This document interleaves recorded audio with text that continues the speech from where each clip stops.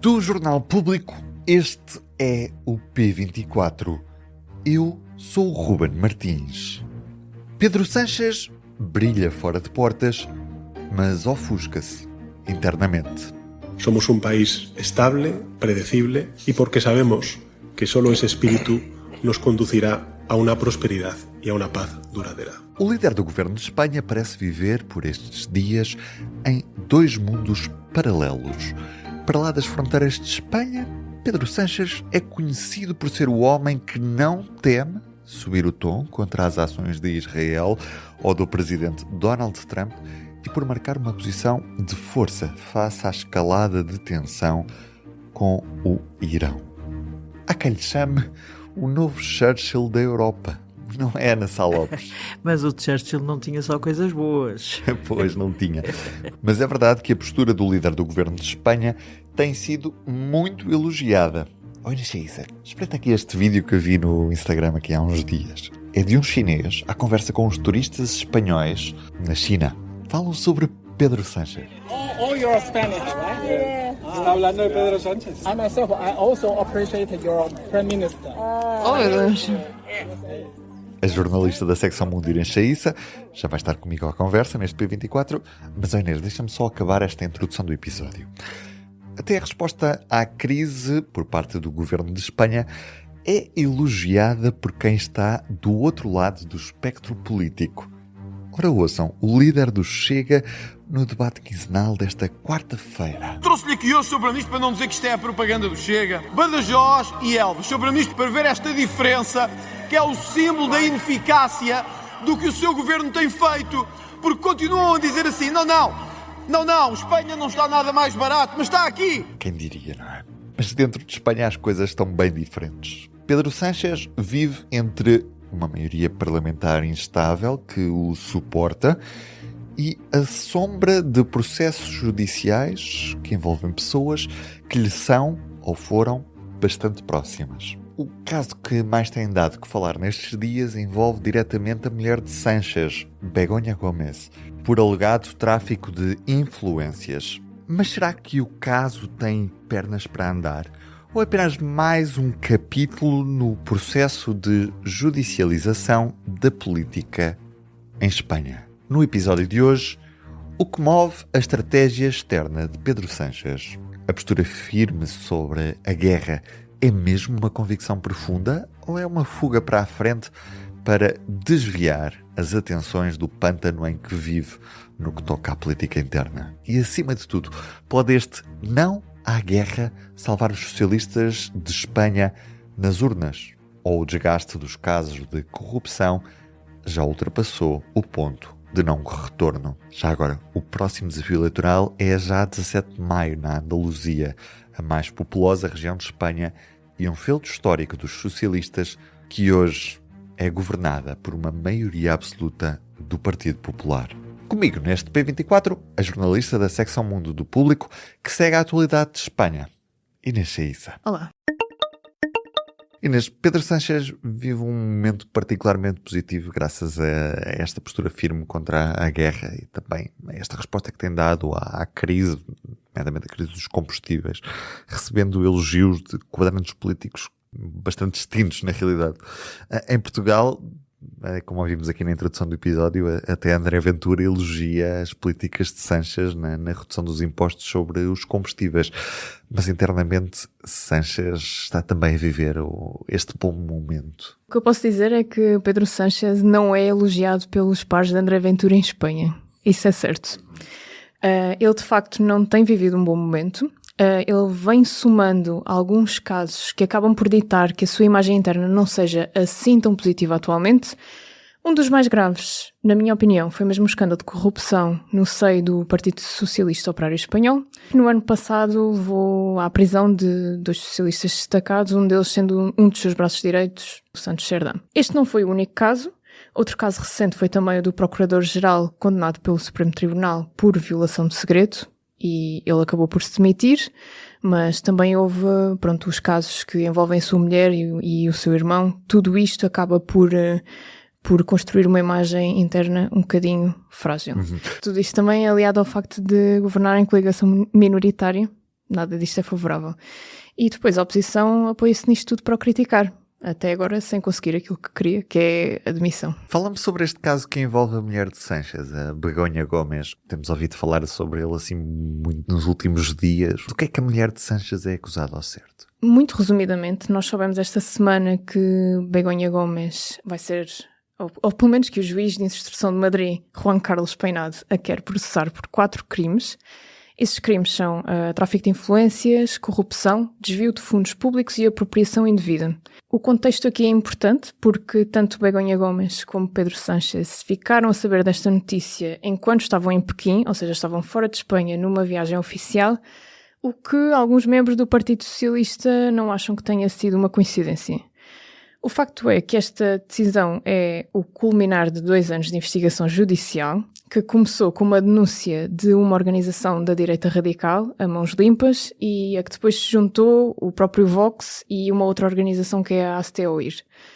Também ficou muito associada à própria figura do juiz que leva este caso à frente, que é o juiz Peinado, que até se vai reformar em setembro e que, portanto, pode querer deixar tudo resolvido antes de se ir embora. O argumento dele para a querer processar é basicamente que Begonha Gomes saiu favorecida e teve uma grande mudança na sua trajetória profissional desde que Pedro Sánchez se tornou presidente do governo em Espanha. E no centro de tudo estaria uma cátedra que basicamente estava associada a um programa de mestrado que Gomes dirigia na Universidade Complutense de Madrid. E o juiz refere que há indícios de que teria recebido dinheiro de várias empresas que quiseram ser mecenas desse mestrado e ela, em vez de ter usado no programa, incorporou no seu património pessoal em troca de vantagens competitivas, isto com aspas, para as tais empresas, aproveitando o facto de o marido ser chefe do executivo em Espanha. Mas até que ponto é que isto é um caso sério ou o que está a acontecer aqui em Espanha é uma utilização da justiça para fazer política?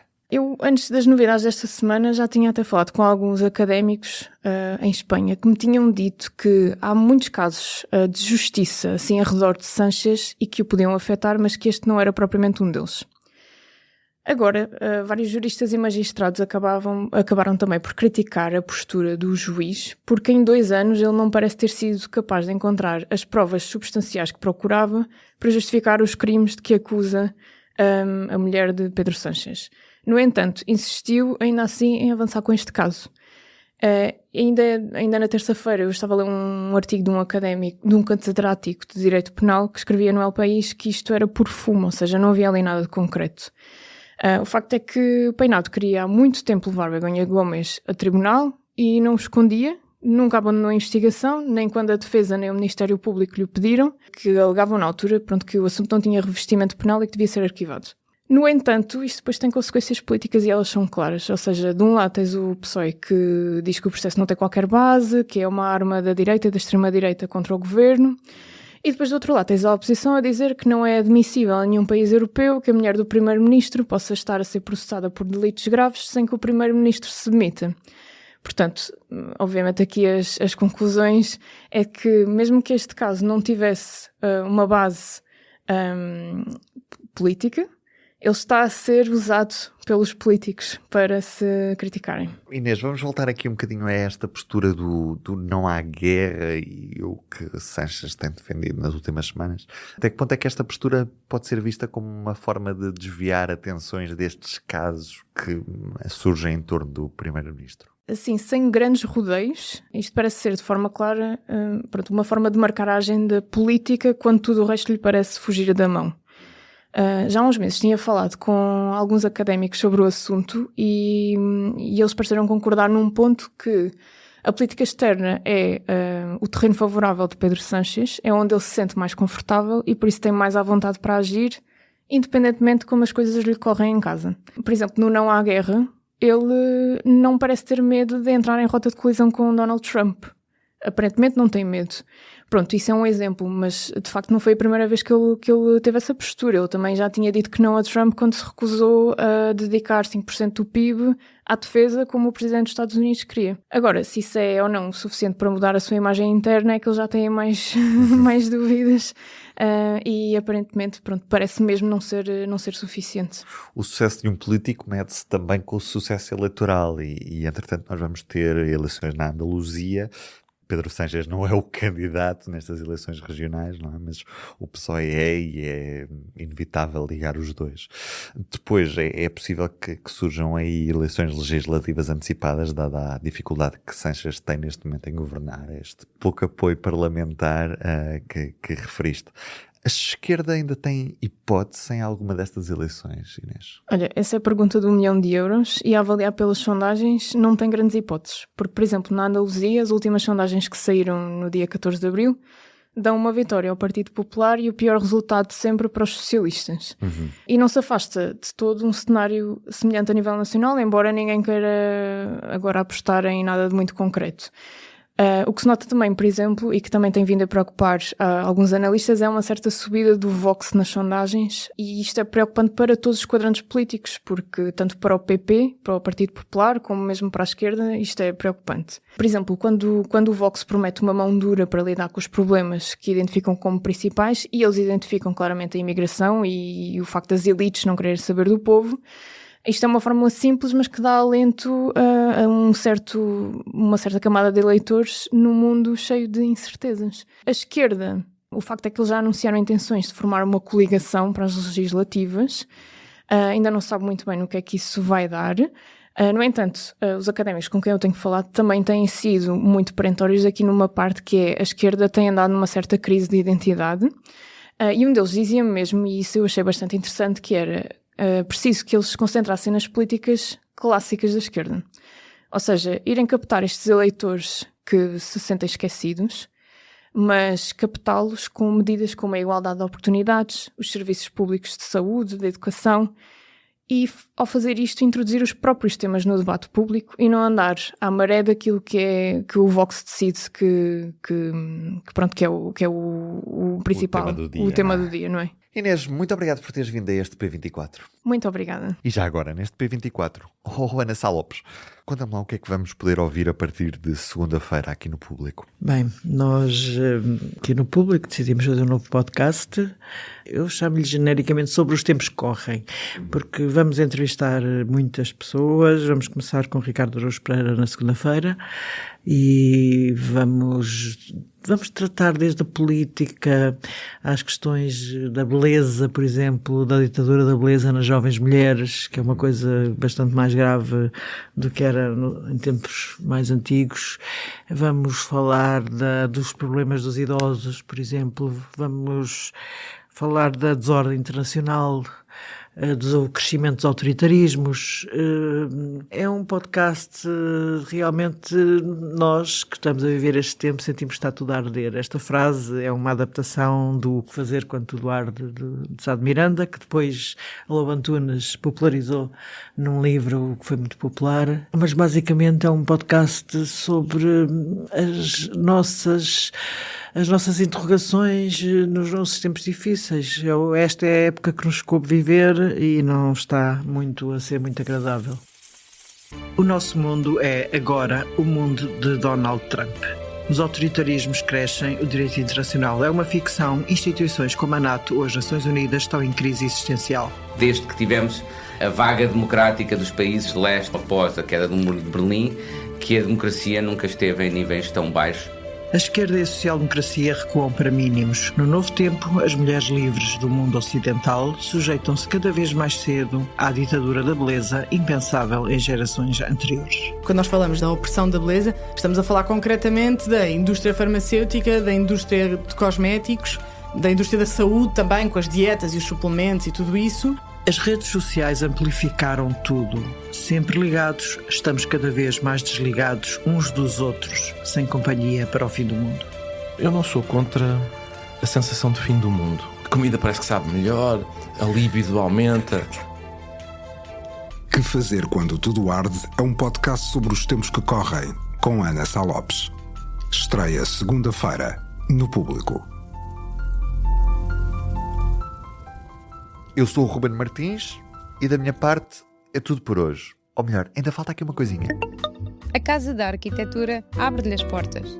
Este fim de semana faça um programa diferente e venha à inauguração da exposição Lúcio Costa.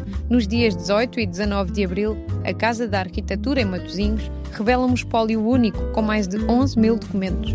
Dos desenhos originais do plano piloto de Brasília a fotografias de família, descubra a dimensão pessoal do chamado pai de Brasília. Ao longo de 2 dias, aproveite as visitas guiadas, oficinas, música ao vivo e encontros com Mia Couto, José Eduardo Agualusa, Tatiana Salem Levy, Hugo van der Ding e Walter Ugumem. Um convite para descobrir a arquitetura de forma viva e para todos. A entrada é gratuita. Saiba mais em casadaarquitetura.pt. Agora sim, aquele abraço e até amanhã. Para não perder os novos episódios, subscreva este podcast do Público na sua aplicação preferida. O Público fica no ouvido.